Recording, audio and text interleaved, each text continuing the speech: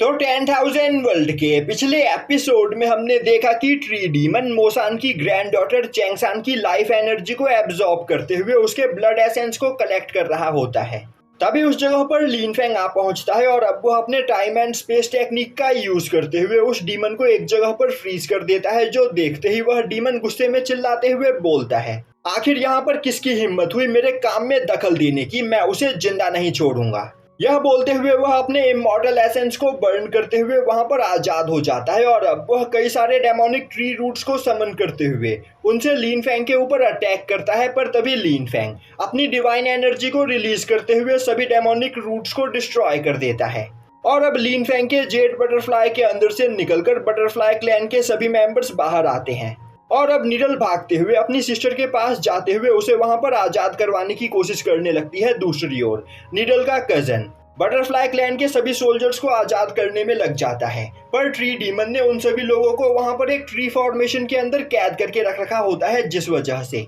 वह लोग अपने साथियों को आजाद नहीं करवा पा रहे होते हैं, जो देखते ही लिन फेंग एक अटैक करते हुए उस फॉर्मेशन को डिस्ट्रॉय कर देता है। तभी साउटियान लिन फेंग के पास आते हुए बोलता है, मास्टर यह ट्री डीमन तो बस हेवनली गॉड रैलम के 9th लेवल पर है, इसे तो यहाँ पर मैं ही फाइट में हरा सकता हूँ। यह सुनते ही वह ट्री डीमन गुस्से में चिल्लाते हुए बोलता है, आखिर तुम लोग हो कौन और आखिर तुम लोग यहाँ पर मेरे फ्लेम ट्री डीमन क्लैन के काम में दखल क्यों दे रहे हो। तभी साउटियान आगे बढ़ते हुए बोलता है, बेवकूफ, तुम मेरे मास्टर की आइडेंटिटी जानने के वर्दी नहीं हो। यह सुनते ही उस डीमन को काफी ज्यादा गुस्सा आता है। तभी निडल अपनी सिस्टर के साथ लिन फेंग के पास आती है और अब वह लिन फेंग को बताती है कि उसके सिस्टर के ऊपर एक कर्स को कास्ट किया गया है, जो सुनते ही साउटियान हैरान हो जाता है। अब यह देखते ही वह डीमन जोर जोर से हंसने लगता है और बोलता है, उस लड़की के ऊपर उस कर्स को यहाँ पर मैंने ही कास्ट किया है और उस कर्स को यहाँ पर उसकी बॉडी से मैं ही हटा सकता हूँ। तो बच्चे, अगर तुम चाहते हो कि मैं उस लड़की की बॉडी के ऊपर से उस कर्स को हटाऊं, तो तुम जल्दी से अपनी डिवाइन पावर को सप्रेस कर लो। यह सुनते ही साउटियान आगे बढ़ते हुए बोलता है, बेवकूफ डीमन, तुम यहाँ पर मेरे मास्टर को धमकाने की कोशिश कर रहे हो। मेरे मास्टर अगर चाहे तो अपने एक ही अटैक में तुम्हारे पूरे ट्री डीमन क्लैन को डिस्ट्रॉय कर सकते हैं, तो शांति से इस लड़की के ऊपर कास्ट किए गए कर्स को हटा लो, वरना बहुत पछताओगे। यह सुनते ही वह ट्री डीमन जोर जोर से हंसने लगता है और बोलता है, बेवकूफो, आखिर तुमने मेरे फ्लेम ट्री डीमन क्लैन को क्या समझ रखा है। और अब वो अपने क्लैन के ग्रैंड फॉर्मेशन को एक्टिवेट करते हुए वहां पर अपने एंसेस्टर को समन करने लगता है, जो देखते ही मोसान परेशान हो जाता है। और अब वह लिन फेंग को बताता है कि उसने सुना है कि फ्लेम ट्री डीमन क्लैन का एंसेस्टर गॉड किंग रैलम के 6th लेवल पर है, तो अब हमें यहाँ पर क्या करना चाहिए। पर लिन फेंग मोसान को इग्नोर करते हुए काफी तेजी से चैंगसान के पास जाता है और अब वह निडल से बोलता है, मैं तुम्हारी सिस्टर के ऊपर से इस कर्स को हटा सकता हूँ, पर इस कर्स को हटाने के लिए मुझे एक डिवाइन तिलिस्मन चाहिए। तभी निडल खुश होते हुए बोलती है, मास्टर गुफेंग, मेरे पास कई सारे डिवाइन तिलिस्मन मौजूद है, क्योंकि मुझे तिलिस्मन बनाने का शौक है। यह बोलते हुए वह एक डिवाइन तिलिस्मन अपने पास से निकालकर लिन फेंग को देती है। अब यह देखते ही साउटियान निडल की तारीफ करने लगता है और बोलता है, तुम्हारी हॉबी मुझे सच में बहुत ही ज्यादा पसंद आई, तो यहाँ से बाहर जाने के बाद हम दोनों एक साथ मिलकर डिवाइन तिलिस्मन बनाएंगे। दूसरी ओर लिन फेंग उस डिवाइन तिलिस्मन का यूज करते हुए चैंगसान के ऊपर सेट किए गए कर्स को हटाने लगता है। तभी फ्लेम ट्री डीमन क्लैन का एंसेस्टर उस जगह पर आ पहुंचता है, जो देखते ही मोसान परेशान हो जाता है और बोलता है, मास्टर लिन फेंग, हमें यहाँ से भागना होगा, क्योंकि हम इतने ज्यादा पावरफुल डीमन का सामना नहीं कर सकते हैं। जो सुनते ही साउटियान बोलता है, ओल्ड मैन, तुम सच में बहुत ही ज्यादा डरते हो। इस डीमन को यहाँ पर फाइट में हराने के लिए मेरे मास्टर को कुछ भी करने की कोई जरूरत नहीं, क्योंकि इस डीमन को यहाँ पर मैं ही संभाल सकता हूँ। मैं इस डीमन एंसेस्टर को अपनी एक उंगली से डिस्ट्रॉय कर दूंगा। जो सुनते ही ट्री डीमन एंसेस्टर को काफी ज्यादा गुस्सा आता है और अब वह अपने ट्री रूट से साउटियान के ऊपर अटैक करने लगता है, जो देखते ही साउटियान इधर उधर भागते हुए उसके अटैक को डॉज करने लगता है। तभी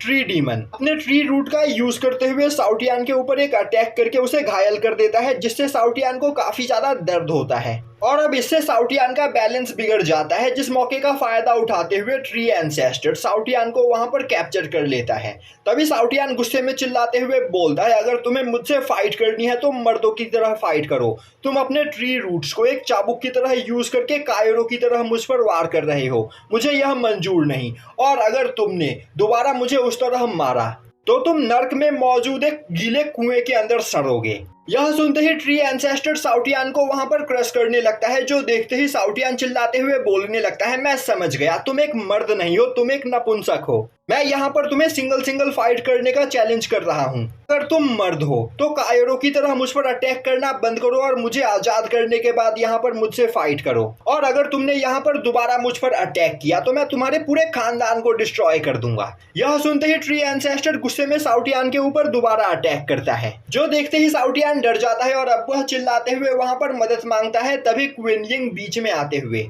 अपने मूनलाइट विंड से अटैक करते हुए ट्री एंसेस्टर की पूरी बॉडी को फ्रीज कर देती है। दूसरी ओर लिन फेंग भी चैंगसान की बॉडी के ऊपर मौजूद कर्स को हटा देता है और अब क्वीन यिंग अपने आइस पियर्सिंग टेक्निक का यूज करते हुए ट्री एंसेस्टर की पूरी बॉडी को फ्रीज करते हुए उसे डिस्ट्रॉय कर देती है, जो देखते ही नीचे खड़ा ट्री डीमन काफी ज्यादा परेशान हो जाता है और अब वह चिल्लाते हुए बोलता है, आखिर तुम सभी लोग हो कौन और आखिर तुम इतनी आसानी से मेरे एंसेस्टर को कैसे मार सकते हो। तभी क्वीन यिंग बोलती है, तुम अभी मरने वाले हो तो तुम्हें यह जानने की कोई जरूरत नहीं। यह बोलते हुए वह अपने मून व्हील को बाहर निकालते हुए उससे अटैक करके ट्री डीमन को भी मार देती है। यह देखते ही बटरफ्लाई क्लैन के सभी लोग काफी ज्यादा इम्प्रेस होते हैं और अब नीडल का कजन बोलने लगता है, सिस्टर क्वीन यिंग के पास भी एक एम्परर लेवल वेपन है और इन्होंने इतनी आसानी से गॉड किंग रैलम पर मौजूद कल्टीवेटर को मार दिया, तो आखिर मास्टर लिन फेंग कितनी ज्यादा पावरफुल फैमिली से बिलोंग करते हैं। तभी साउटियान उसके पास आते हुए बोलता है, बच्चे, मिस क्वीन यिंग जितनी ज्यादा खूबसूरत है वह उससे भी ज्यादा पावरफुल है और तो और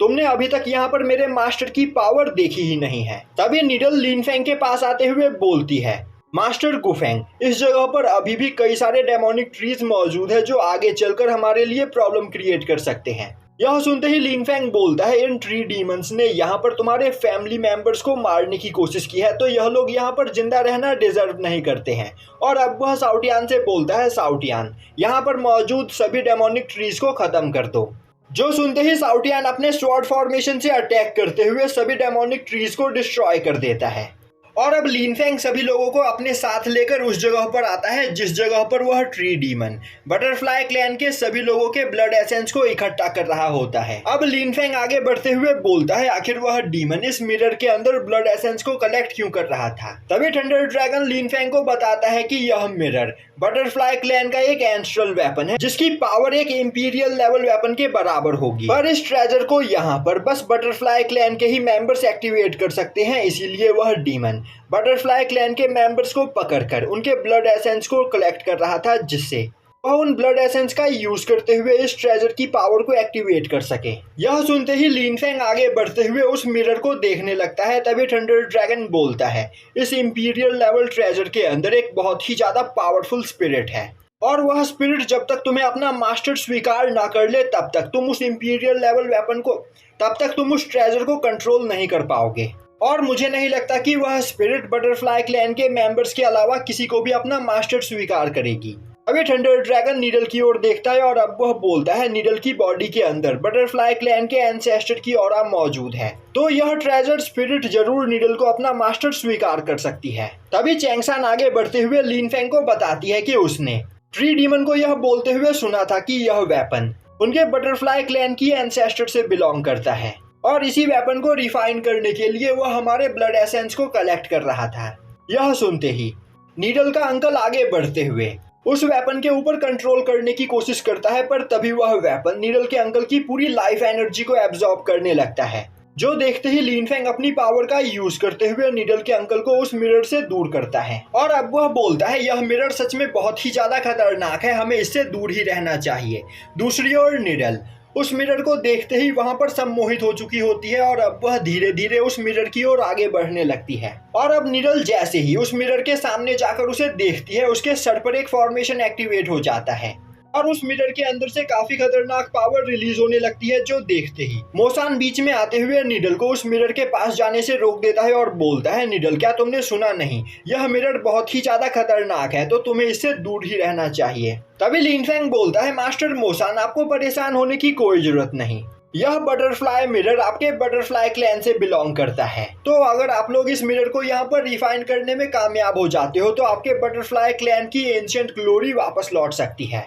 और आपका बटरफ्लाई क्लैन दोबारा से इस यूनिवर्स का सबसे ज्यादा पावरफुल क्लैन बन सकता है। जो सुनते ही मोसान बोलता है, मास्टर गुफेंग, आखिर आप यहाँ पर कहना क्या चाहते हो? तभी लिनफेंग आगे बढ़ते हुए मोसान को बताता है कि निडल की बॉडी के अंदर एक हिडन बटरफ्लाई ब्लड लाइन है, जिसे एक्टिवेट करते हुए वह इस बटरफ्लाई मिरर को रिफाइन करने में निडल की मदद कर सकता है। यह सुनते ही निडल काफी ज्यादा एक्साइटेड हो जाती है और अब वह लिनफेंग के पास आते हुए बोलती है, ब्रदर गुफेंग, क्या आप सच में इस ट्रेजर को रिफाइन करने में मेरी मदद कर सकते हो? लिनफेंग हाँ में सर हिलाता है, जो देखते ही निडल बोलती है, तो फिर क्यों ना हम तुरंत इस बटरफ्लाई मिरर को यहाँ पर रिफाइन करें। और अगर वह इस मिरर को रिफाइन करने में कामयाब हो जाती है तो उसकी पावर काफी ज्यादा बढ़ जाएगी, जिसके बाद कोई भी यहाँ पर उसके बटरफ्लाई क्लैन को बुली नहीं कर पाएगा। यह सुनते ही लिनफेंग निडल का सर सहलाते हुए मोसान की ओर देखता है और अब मोसान भी लिनफेंग को यह करने की परमिशन दे देता है, जो देखते ही लिनफेंग निडल की हिडन ब्लड लाइन को वहां पर अवेक करने लगता है।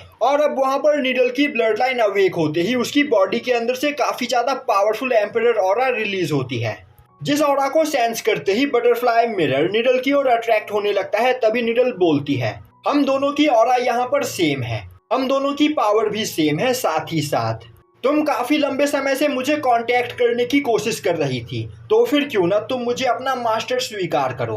अब यह सुनते ही बटरफ्लाई मिरर निडल के पास आता है और अब निडल के सर के अंदर से एक ऑरा निकलकर उस बटरफ्लाई मिरर के अंदर जाता है और तभी वह बटरफ्लाई मिरर वहां पर ट्रांसफॉर्म होकर एक लेडी में बदल जाती है। और अब वह लेडी बोलती है, निडल, मैं यहाँ पर काफी लंबे समय से तुम्हारा इंतजार कर रही थी। और यहीं पर यह एपिसोड खत्म हो जाता है।